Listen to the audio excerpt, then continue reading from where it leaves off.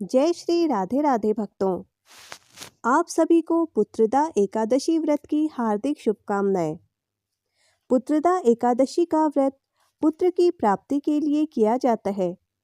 इस दिन भगवान श्री हरि विष्णु की पूजा अर्चना की जाती है, जिससे प्रभु प्रसन्न होकर संतान और सुख समृद्धि का आशीर्वाद देते हैं। तो आइए सुनते हैं पुत्रदा एकादशी व्रत कथा। भद्रावती नामक नगरी में सुकेतुमान नाम का एक राजा राज्य करता था। उसकी स्त्री का नाम शैव्या था। उनके कोई पुत्र नहीं था। इस बात पर राजा और रानी दोनों अत्यंत दुखी रहते थे। राजा के पितर भी रो रो कर पिंड लिया करते थे और सोचा करते थे कि इसके बाद हमको कौन पिंड देगा।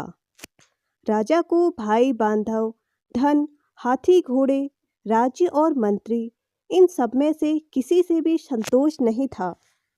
वह सदैव यही विचार करता था कि मेरे मरने के बाद मुझको कौन पिंडदान करेगा। बिना पुत्र के पितरों और देवताओं का ऋण मैं कैसे चुकाऊंगा। जिस मनुष्य ने पुत्र का मुंह देखा हो वह धन्य है। उसको इस लोक में यश और परलोक में शांति मिलती है, अर्थात उनके दोनों लोक सुधर जाते हैं। पूर्व जन्म के कर्म से ही इस जन्म में पुत्र, धन आदि की प्राप्ति होती है। राजा इसी प्रकार दिन रात चिंता में लगा रहता था।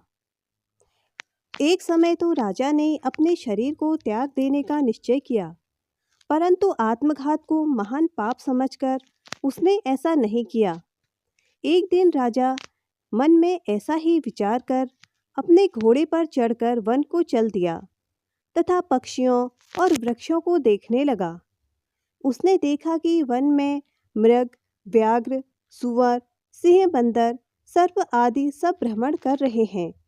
हाथी अपने बच्चों और हथनियों के बीच घूम रहा है। इस वन में कहीं तो गीदड़ अपने कर्कश स्वर में बोल रहे हैं, कहीं उल्लू ध्वनि कर रहे हैं। वन के दृश्यों को देखकर राजा सोच विचार में लग गया। इसी प्रकार आधा दिन बीत गया।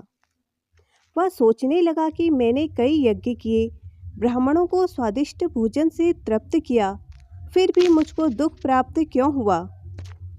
राजा प्यास के मारे अत्यंत दुखी हो गया और पानी की तलाश में इधर उधर फिरने लगा। थोड़ी दूर पर राजा ने एक सरोवर देखा। उस सरोवर में कमल खिले थे तथा सारस, हंस, मगरमच्छ आदि विहार कर रहे थे। उस सरोवर के चारों तरफ मुनियों के आश्रम बने हुए थे। उसी समय राजा के दाहिने अंग फड़कने लगे। राजा शुभ शगुन मानकर घोड़े से उतरकर मुनियों को दंडवत प्रणाम करके वहां बैठ गया। राजा को देखकर मुनियों ने कहा, हे राजन, हम तुमसे अत्यंत प्रसन्न हैं। तुम्हारी क्या इच्छा है सो कहो। राजा ने पूछा, महाराज, आप कौन हैं और किस लिए यहाँ आए हैं? कृपया करके बताइए। मुनि कहने लगे कि हे राजन, आज संतान देने वाली पुत्रदा एकादशी है। हम लोग विश्वदेव हैं और इस सरोवर में स्नान करने के लिए आए हैं। यह सुनकर राजा कहने लगा कि महाराज, मेरे भी कोई संतान नहीं है। यदि आप मुझ पर प्रसन्न हैं तो एक पुत्र का वरदान दीजिए। मुनि बोले, हे राजन, आज पुत्रदा एकादशी है। आप अवश्य इस व्रत को करें। भगवान की कृपा से आपके अवश्य ही पुत्र होगा। मुनि के वचनों को सुनकर राजा ने उसी दिन एकादशी व्रत किया और द्वादशी को उसका पारण किया।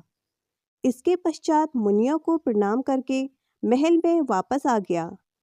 कुछ समय बीतने के बाद रानी ने गर्भ धारण किया और 9 महीने के पश्चात उन्हें एक सुंदर पुत्र प्राप्त हुआ। वह राजकुमार अत्यंत शूरवीर, यशस्वी और प्रजापालक हुआ। इस प्रकार राजा को पुत्र प्राप्ति का वरदान मिला।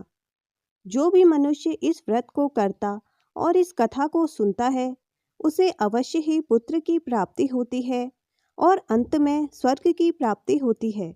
अगर आपको मेरी वीडियो अच्छी लगी तो इसे लाइक और मेरे चैनल को सब्सक्राइब जरूर करें।